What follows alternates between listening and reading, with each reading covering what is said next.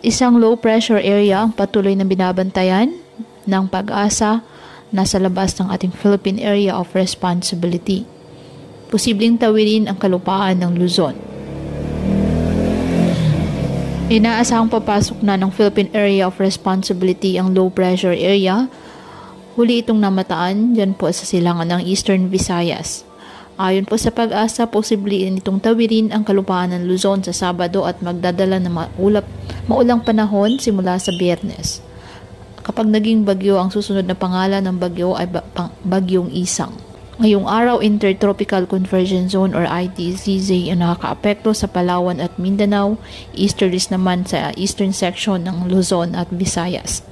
Kaya ngayong araw, dulot ng ITCZ, asahan na maulap na kalangitan na may kalat-kalat na mga pag-ulan, pagkilat at pagkulog sa Palawan. Ang Catanduanes, Albay, Sorsogon, Northern Samar at Eastern Samar, asahan naman na maulap na kalangitan na may kalat-kalat na pag-ulan, pagkilat at pagkulog, dulot naman ng easterlies. Apektado naman ng ITCZ ang Mindanao. Ang Metro Manila at nalalabing bahagi ng bansa, bahagyang maulap hanggang sa maulap na halangitan with isolated rain showers or thunderstorms, dulot po ng easterlies.